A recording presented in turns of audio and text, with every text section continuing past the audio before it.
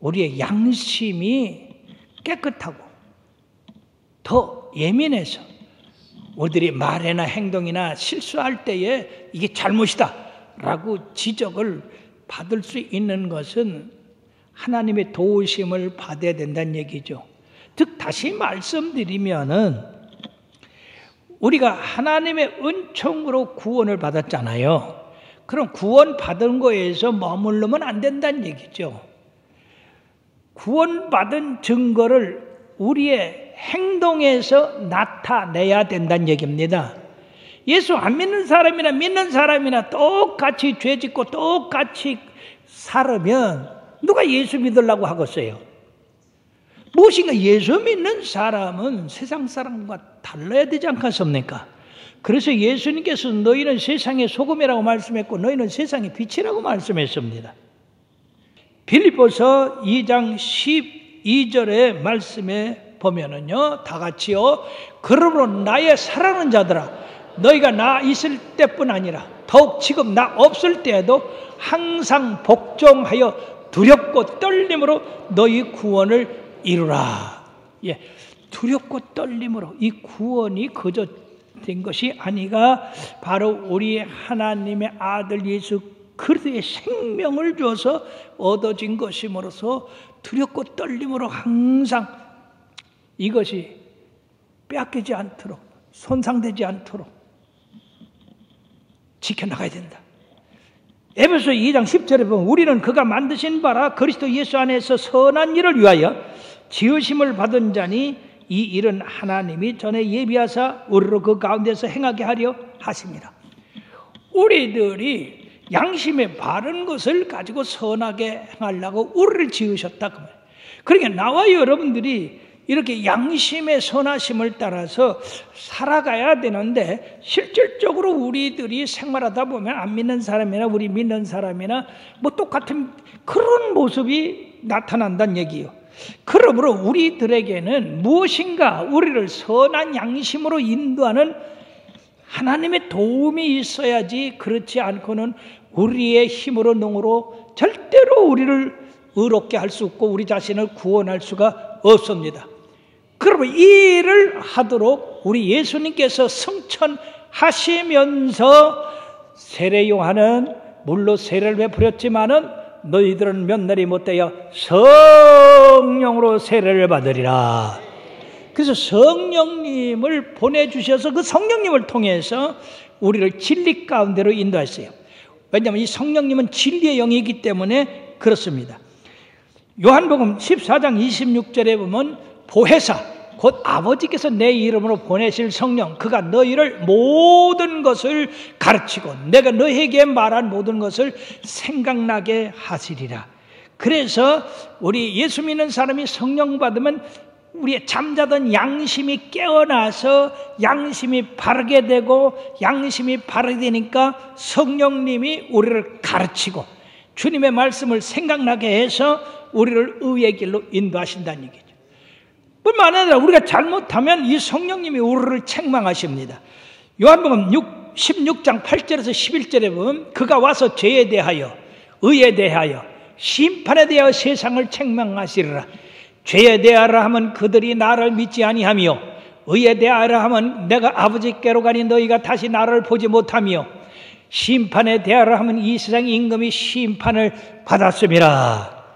성령님께서 우리들에게 옳고 그른 것, 진리와 비진리, 의와 불의, 선과 악에 대해서 예수님의 영, 보혜사가 살아서 우리를 인도하십니다. 우리가 잘못하면 성령님이 책망하셔요. 이게 책망을 받으니까 우리는 또 회개하고 의로운 길로 갈 수가 있는 겁니다. 그러므로 이 선한 사람은 쌓은 선에서 선을 내고 악한 사람은 쌓은 악에서 악이 나오는 거예요. 사랑하는 여러분, 항상 선에 속하도록 여러분들이 성령님의 도우심을 받게 되기를 바라겠습니다. 본 히퍼는 인간의 양심을 두 가지로 구별했는데 첫째는 십자가를 떠난 아담 안에서의 양심, 즉 이 양심은 자연 양심, 우리가 태어나자마자 우리 속에 하나님이 두신 그 양심. 두 번째는 그리스도 안에 있는 인간의 양심. 이것은 바로 성령님이 우리 속에 오셔서 진리를 깨우쳐 주시고 가르쳐 주시고 인도하시는 것을 말씀하고 있습니다.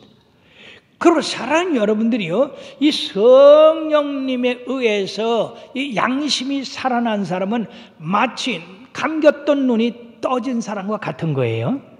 즉 눈이 밝아지면 옳고 그른 거, 높고 낮고 가야 할 길을 알듯이 성령님으로 말미암아 어두운 영혼이 잠을 깨서 눈이 밝아지면 우리의 인생의 길이 어디로 가야 되는지, 어디로 가면 안 되는지 이걸 가르쳐준다 그 말이에요. 그리고 성령 충만 받을수록 우리의 양심은 더욱더 깨끗해지고 더 예민해져서 하나님을 향하여 가는데 진리의 길로, 생명의 길로 인도하게 되는 거예요. 그러나 세상 사람들은 양심이 무디어져서 내가 죄를 짓는 건지, 내가 잘한 거지 못하는 거지, 자기의 양심이 기준이기 때문에 올바로 걸어갈 수가 없다는 얘기입니다. 그러므로 마태복음 6장 24절의 말씀에 보면 한 사람이 두 주인을 섬기지 못할 것이니 혹 이를 미워하고 저를 사랑하거나 혹 이를 중히 여기고 저를 경히 여김이라. 너희가 하나님과 재물을 겸하여 섬기지 못하니라.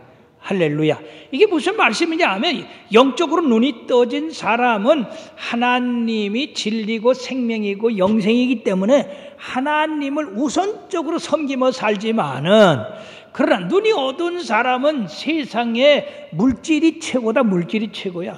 그럴 때 물질만 따르다가 멸망을 당한다는 얘기입니다.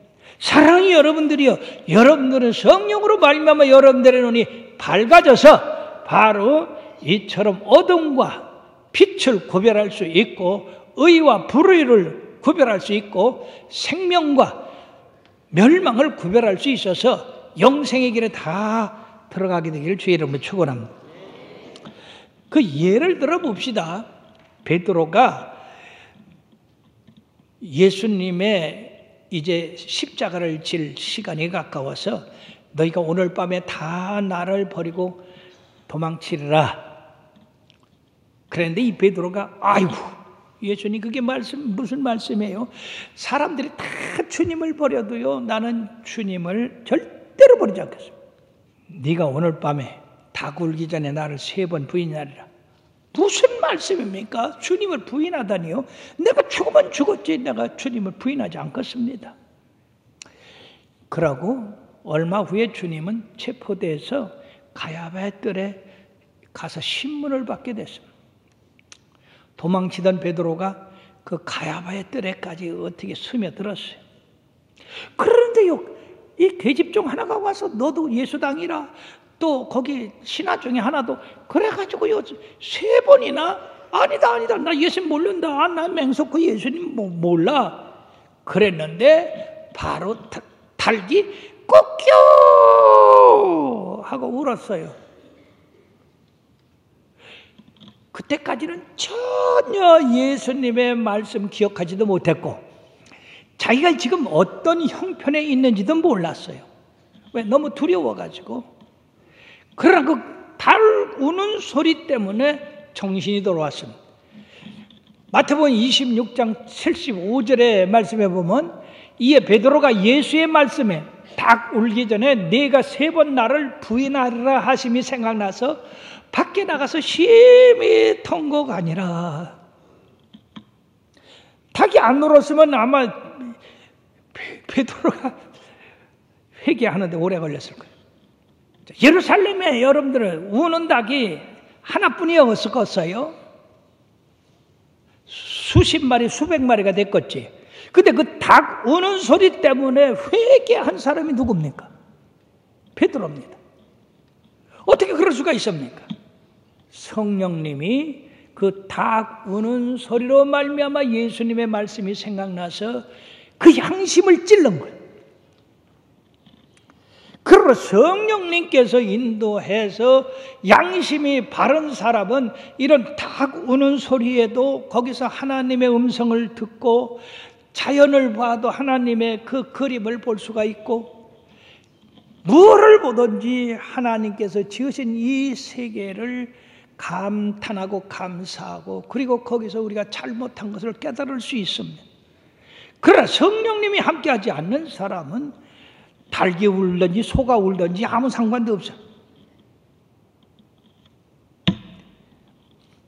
다윗은 사울 왕이 자기를 죽이려고 군대를 이끌고 계속 쫓아다니다가 날이 더우니까 굴에 들어가서 이제 이렇게 잠시 쉬고 잠이 들었는데, 바로 그 굴에 다윗과 그 신하들이 숨어 있었다.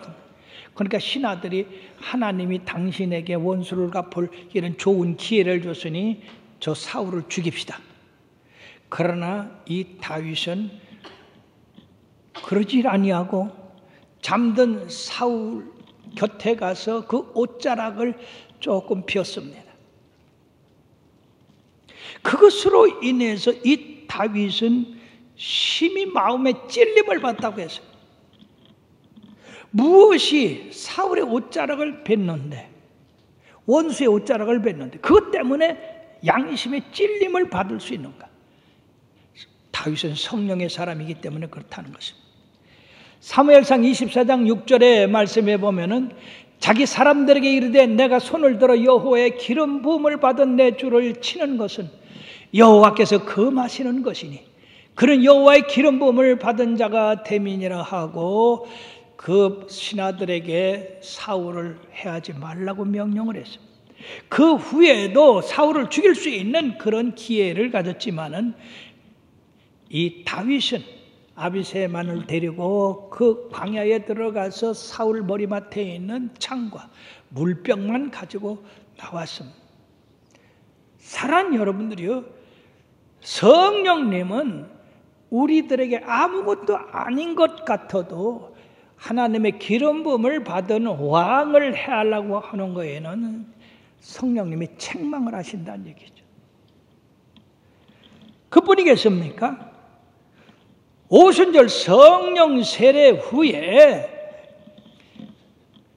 그 많은 사람들이 성령의 충만을 받고 방언하고 예언하고 들고 뛰고 하나님을 찬양하는 보고 예루살렘에 오순절 지키려고 어떤 수많은 사람들이 왔습니다. 그때 베드로가 나가서 설교할 때에 그 베드로의 설교를 들은 사람들이 3,000명이 마음에 찔려서 회개했다고 그랬어요. 형제들아, 우리가 어찌할꼬 무엇이 그 밤중 같은 사람들에게 빛을 주고 완악한 그 심령에 이처럼 깨우침을 줬습니까? 그건 성령님이십니다. 베드로의 설교에 성령님이 함께 하시니 메시아를 죽였다고 하는 그 말에 찔림을 받게 되고 어찌할꼬 그래서 예수 그리스도의 이름으로 세례를 받고 그리스도를 영접하고 성령 받고 성령 안에서 행하라고 베드로가 가르쳤던 것입니다. 이처럼 성령님은 우리에게 선한 양심을 갖게 해서 세상에 어두운 영혼을 깨우쳐서 밝은 빛에 가게 하시고 죄에 물든 영혼을 깨우쳐서 회개하게 하여 주시고 의에 거하게 하시며 저주 가운데 속한 자들을 깨우쳐서 축복으로 나가게 하시고 멸망으로 걸어가는 사람들에게 깨우쳐서 영생의 빛으로 걸어가게 하는 이런 절대적인 선한 양심을 갖게 하는 이 성령님, 얼마나 좋습니까? 이런 성령님을 여러분들 모셨으니 더 여러분들의 양심이 깨끗해지고 선해지도록 성령님을 의탁하시기를 바랍니다. 성령님, 내 마음에 자꾸 세상 것이 들어옵니다. 세상 욕심이 들어옵니다. 죄가 들어옵니다. 성령님 도와주세요. 예수님의 이름으로 이거 다 쫓아버려 주시옵시고 성령님의 선하심만이 내 마음에 있게 하여 주시옵소서. 예수를 믿어도요, 성령 세례 받지 않으면 내가 정말로 하나님의 기뻐하시는 자녀인지 아닌지를 모릅니다. 제가 늘 간증합니다. 나는 어려서부터 예수를 믿었는데 착실하게 믿었어요. 그리고 열심히 봉사했습니다. 자, 그러면 예수 잘 믿고 봉사도 열심히 하니까 내가 예수 잘 믿는다, 그렇게 생각을 하고 순복음교회 댕기는 이 강원도 할머니를 얼마나 핍박했는지 몰라요. 꼭 귀신 같다고 해가지고. 왜냐면 이 방언으로 하고, 어머니 아프셨을 때 와서 안수해주고. 근데 이상하게 어머니가 그분이 와서 안수해주고 성령 대망에 한번 하면 낫는다고. 그렇게 내가 학교에서 일찍 와가지고 자기 핍박할까 봐 어느 날은 글쎄 문을 안에서 꼭꼭 걸어 잠그고 둘이 성령 대망에 하더라니까.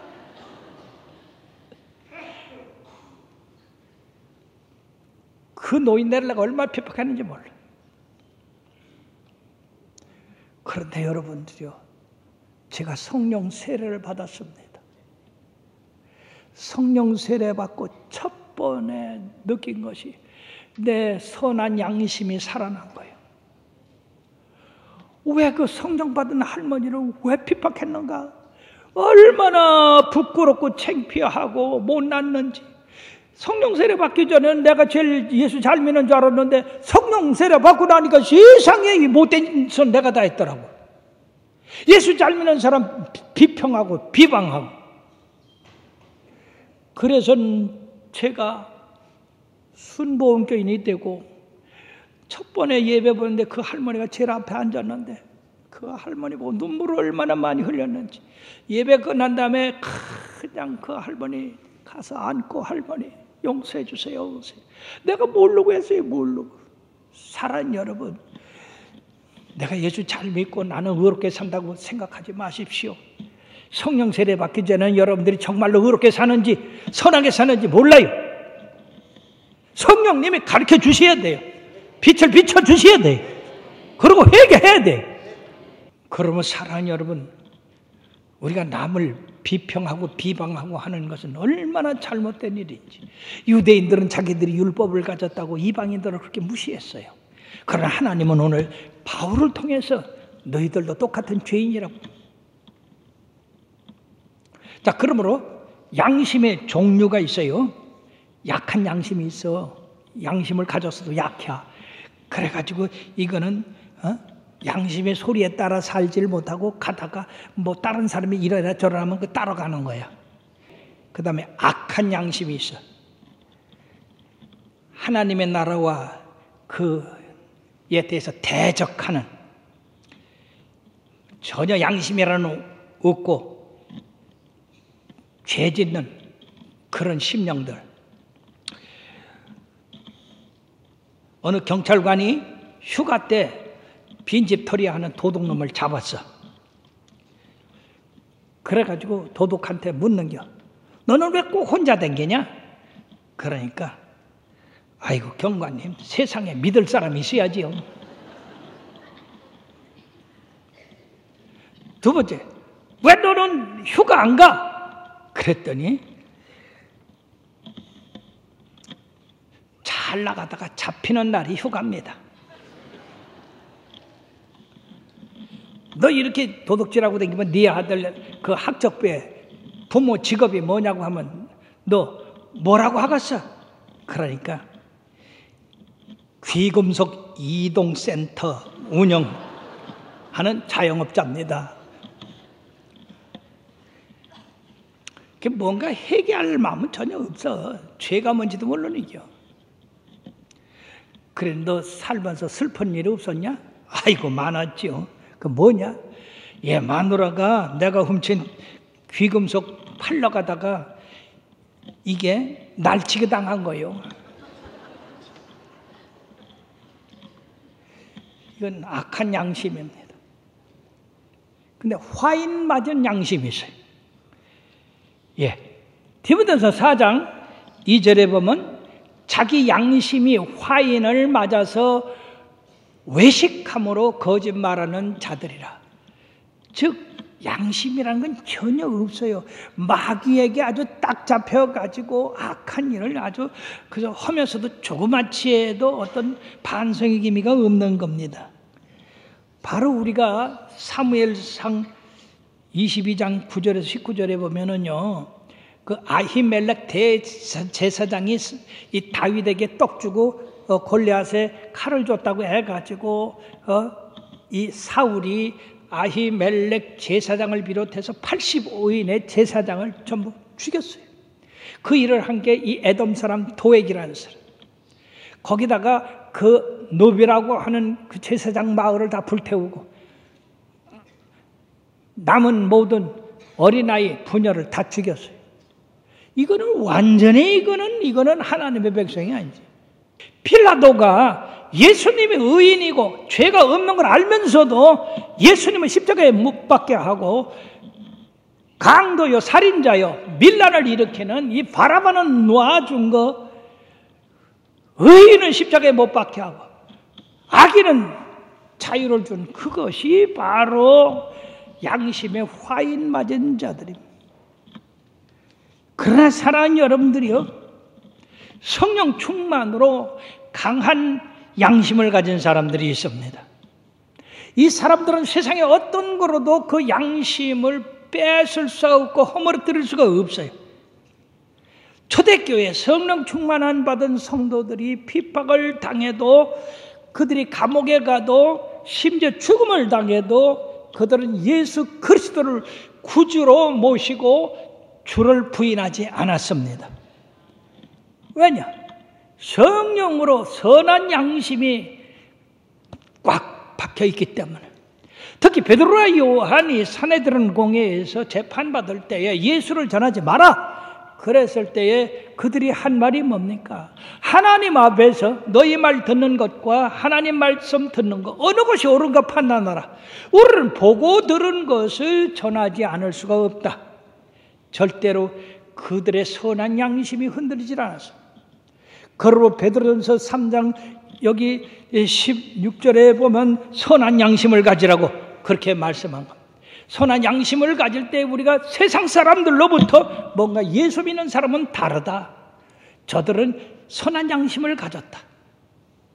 그래서 전도가 되는 거예요.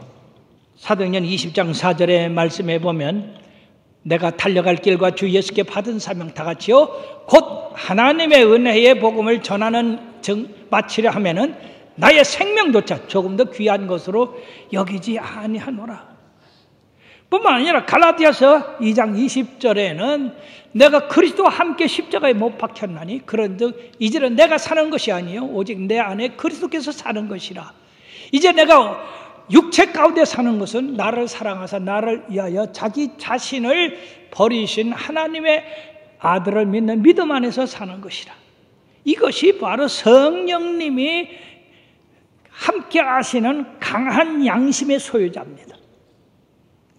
사랑하는 여러분들이요, 여러분들이 강한 양심의 소유자가 될 때에 우리 주님 오실 때 여러분들이 그 하늘나라에 넉넉하게 들어갈 수가 있습니다. 오늘 여기 본문의 16절에 보십시오. 곧 나의 복음에 이른 바와 같이 하나님이 예수 그리스도로 말미암아 사람들의 은밀한 것을 심판하시는 그날이라. 바울 사도는 예수님과 같이 재림하실 그때 심판받을 거에 대해서 성경에서 계속 말씀하고 있습니다. 굉장히 중요시하고 있습니다. 그리고 나와 여러분들도 똑같이 주님의 재림하실 때에 가장 은밀한 것까지, 내가 모르는 것까지 우리 하나님은 알고 계셔서 심판하신다고 하니 우리가 살아있는 동안에 열심히 성령님 안에서 선한 양심을 가지고 우리들의 잘못을 늘 회개하고 올바로 가고 그렇게 함으로써 우리들이 성화되어 나가는, 그래서 주님 오실 때 넉넉히 주님 나라 들어가고 아름다운 멸류관 얻어 쓰는 성도들 되기를 주의 이름으로 축원합니다.